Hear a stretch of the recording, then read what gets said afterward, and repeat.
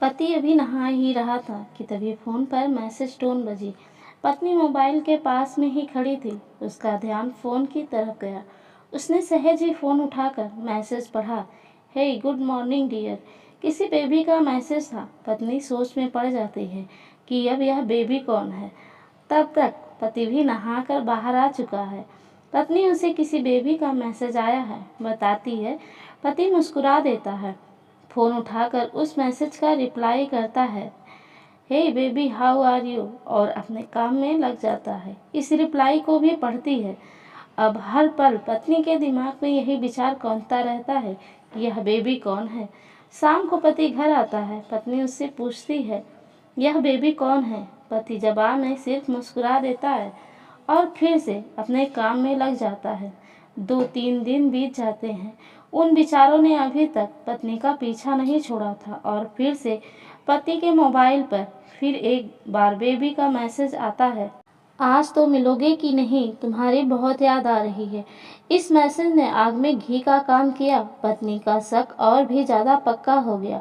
बीच बीच में ऐसे मैसेजेस का आदान प्रदान होता रहता और पत्नी के मन में शक की जड़ें और गहरी होती गई। पति पूछने पर भी जवाब में सिर्फ मुस्कुराहट के और कुछ नहीं कहता। यह सब गुस्सा बनकर तब ज्वालामुखी की तरह फट पड़ता है जब एक दिन उसे अपने पति की जेब से सिनेमा की 2 टिकटें मिलती हैं। पत्नी अपने पति से बहुत झगड़ती है। पति उसे समझाने की कोशिश करता है लेकिन वह कोई भी बात सुनने को तैयार नहीं है। पति को भी गुस्सा आ जाता है और वह झगड़ा और भी ज़्यादा बढ़ जाता है। गुस्से में पति घर से बाहर निकल जाता है। पत्नी का भी गुस्सा पति से कई गुना ज़्यादा है। तुरंत वो अपना सारा सामान पैक करती है। एक चिट्ठी लिखती है कि मैं मायके जा रही हूँ हमेशा के लिए, और पति का घर छोड़कर चली जाती है। गुस्सा शांत होने पर जब पति घर आता है तो चिट्ठी पढ़कर उसके होश उड़ जाते हैं। 10 दिन बीत जाते हैं और गांव के उस घर पर डोरबेल बजती है जहां पत्नी रहने चली गई है। पत्नी दरवाज़ा खोलती है। दरवाजे पे 10 साल की एक छोटी बच्ची हाथों में चिट्ठी लिए खड़ी है। वह पत्नी को वह चिट्ठी देती है। बच्ची से वह चिट्ठी लेकर पत्नी चिट्ठी खोलकर पढ़ती है। डियर वाइफ, जिस बेबी की वजह से हम दोनों में इतने झगड़े हुए हैं और तुम हमारा घर छोड़कर यहाँ चली आई, यह बच्ची जो अभी तुम्हारे सामने खड़ी है वह वही बेबी है, अनाथ आश्रम की एक प्यारी बच्ची।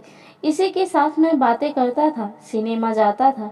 पहली बार जब तुमने बेबी के बारे में पूछा था तो मैंने जानबूझकर तुम्हें नहीं बताया था। सोचा था थोड़ा मजाक करता हूँ, देखता हूँ तुम कैसे रिएक्ट करती हो। लेकिन मैंने यह कभी नहीं सोचा था कि तुम्हारा शक इतना बढ़ जाएगा कि तुम घर ही छोड़ दोगी। हाँ, सबसे ज़रूरी बात यह तो बेबी है, वह किसी और की नहीं बल्कि तुम्हारी ही बेटी है। रुको, अपने आप को संभालो और आगे की बात ध्यान से पढ़ो। हमारी शादी के 2 साल पहले की यह बात है। तुम अपने कॉलेज के लास्ट ईयर में थी।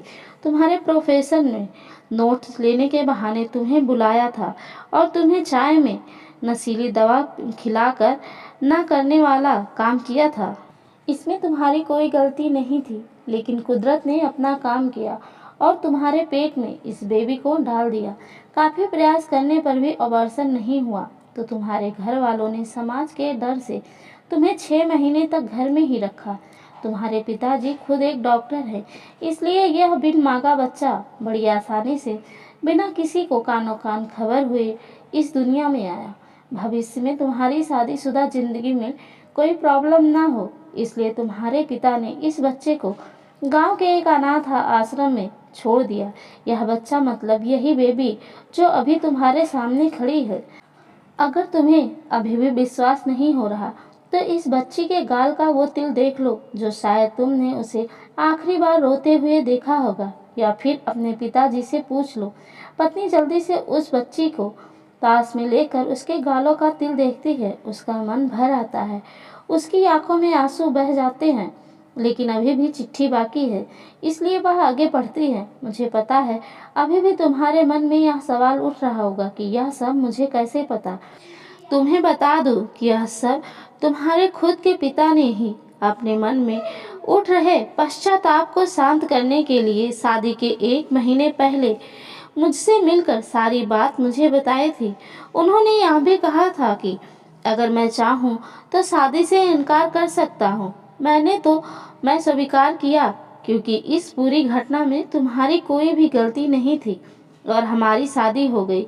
तुमने मुझे बहुत प्यार दिया, लेकिन तुम्हारे पिता से बेबी के बारे में जानने के बाद मैं उसे मिले बिना नहीं रह पाया।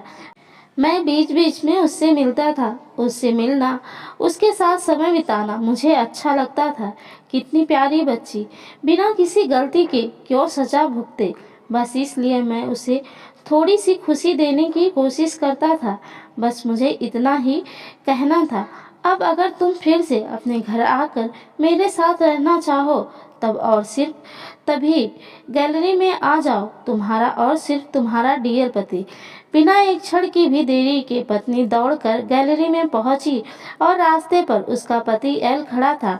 उसके चेहरे पर मुस्कान की, पत्नी की आंखों में आंसू के बूंद।